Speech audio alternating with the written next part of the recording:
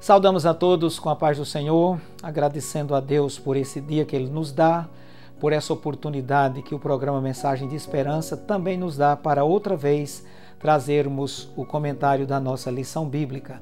Nesse segundo trimestre de 2020, nós estamos estudando Igreja Eleita, redimida pelo sangue de Jesus e selada com o Espírito Santo da promessa.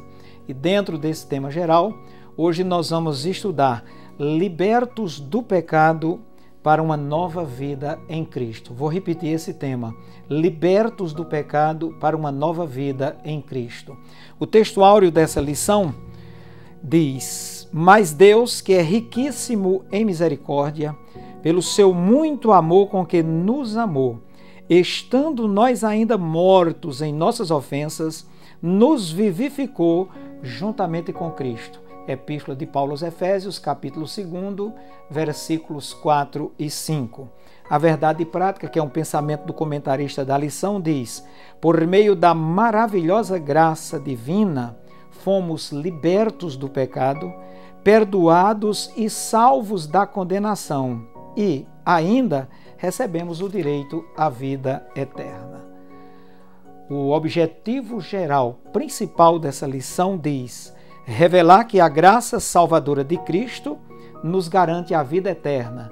E esse objetivo geral contém 3 objetivos específicos. O primeiro diz: refletir sobre nossa natureza pecaminosa, explicar que fomos vivificados pela graça de Deus e informar que nossa salvação vem de Deus e não das obras. Vamos ao conteúdo da nossa lição, porque nessa lição estudaremos ou abordaremos a nossa vida antes e depois.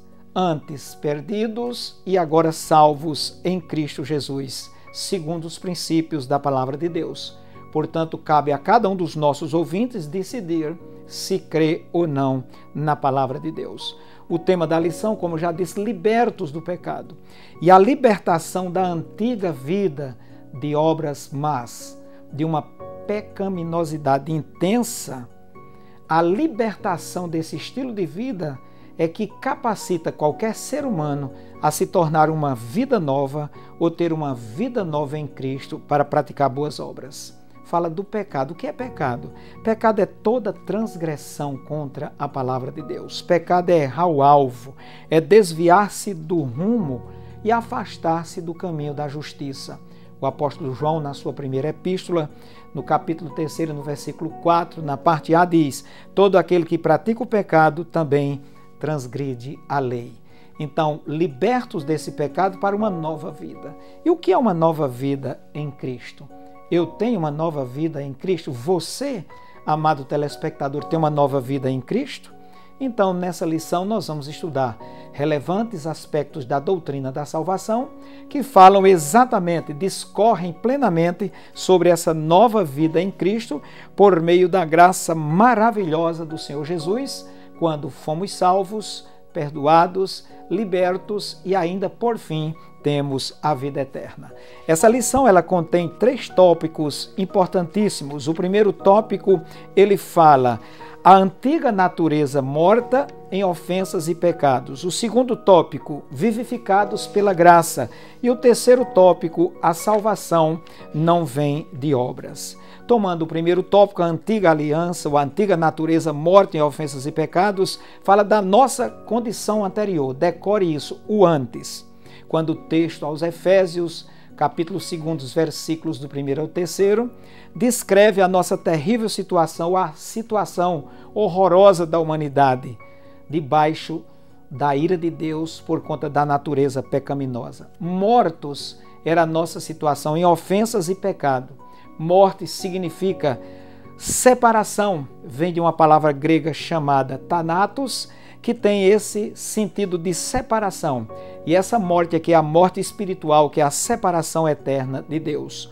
Nossas ofensas e pecados referem-se aos desejos repulsivos da carne, uma mente pecaminosa, pensamentos contaminados e ideias maliciosas. Fala das práticas erradas tão comuns no mundo no qual nós estamos vivendo. E o primeiro desses aspectos diz: andaste segundo o curso desse mundo. Você e eu, nós andávamos segundo o curso desse mundo, seguindo a natureza pecaminosa do mundo, mergulhado no pecado. O segundo, andaste segundo o príncipe. Eu queria chamar a sua atenção para isso. O príncipe da potestade do ar. Significa se eu ando, sob eu ando, debaixo do poder dele, da regência dele, da vontade dele, da influência dele.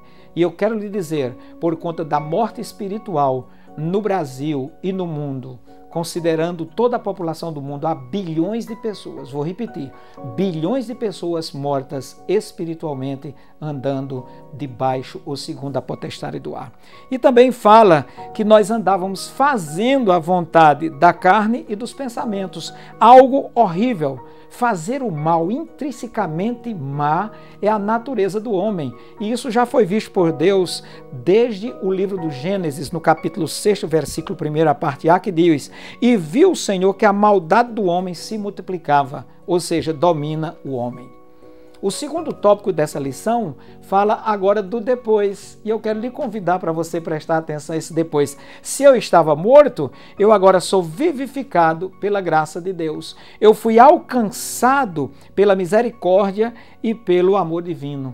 E a Bíblia diz, em Efésios, capítulo 2, versículo 4, mas Deus, nós estávamos mortos, mas Deus, sendo riquíssimo em misericórdia, pelo seu muito amor, pelo seu imensurável amor com que nos amou, ele teve misericórdia de nós e mudou a situação pecaminosa e de mortalidade espiritual da humanidade. A Bíblia diz em João 3,16, porque Deus amou o mundo de tal maneira, de uma maneira singular e especial, que ele deu o seu Filho unigênito para que todo aquele que nele crer não pereça, mas tenha vida eterna.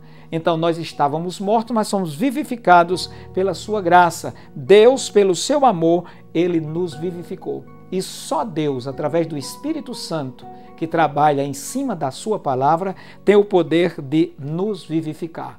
Uma vez saindo do estado de mortandade, morte espiritual, para uma vida vivificada, nós seremos exaltados com o Senhor. Deus, com o seu poder, Efésios capítulo 2 e o versículo 6, ele nos ressuscitou juntamente com ele e nos fez assentar nos lugares celestiais com Cristo. Isso significa que o cristão que estava morto no pecado, ele agora participa da glória de Cristo como resultados imediatos e diretos da salvação, porque Deus, por sua imensurável graça, dá ao homem a regeneração, a salvação, além de outros privilégios como a ressurreição, a vida eterna e a recompensa. E por último, a salvação que Deus nos dá, quando nos libertou do pecado e nos deu uma nova vida, ela não vem de obras. Salvação significa ser tirado do perigo, livrar-se do perigo de uma vida sem Deus. Segundo o texto grego, salvação significa tornar ao estado perfeito ou restaurar o que a queda causou, desfazendo as obras do diabo. Então tem a graça que é ao meio de salvação. A salvação é um ato soberano de Deus que inclui a libertação da morte espiritual, da escravidão do pecado e da ira divina, que é a condenação eterna. Significa livramento do poder da maldição do pecado, que é a condenação eterna, e a morte eterna, que é a segunda morte, a separação eterna de Deus, como eu já falei. Salvação pela graça significa restituição, restabelecimento da comunhão do homem com Deus. Salvação pela graça, graça é a tradução de um termo grego chamado charis, que significa favor imerecido. A iniciativa para salvar o homem, ele não merecendo, foi de Deus. E ele nos salvou por graça. A graça de Deus dentro de mim e de você ativa o livre-arbítrio para que nós ouçamos a mensagem do Evangelho, creiamos no Senhor Jesus o poder para salvar todo pecador. Finalizando, As obras devem ser praticadas pelos salvos, mas elas não são meritosas para a salvação. O seu zelo religioso, a minha quantidade de obras, elas não vão contar para a salvação, porque a Bíblia diz, porque pela graça de Deus, pelo favor imerecido, sois salvos. Isso não vem de vós. Entretanto, Deus nos salvou para a realização das boas obras. Então entendamos essa lição nesse desfecho final. Eu estava perdido, mas agora fui encontrado pelo Senhor. Eu estava condenado, mas agora fui salvo pelo Senhor. Eu era escravo do pecado, mas agora sou liberto, porque Cristo, pela graça, me salvou.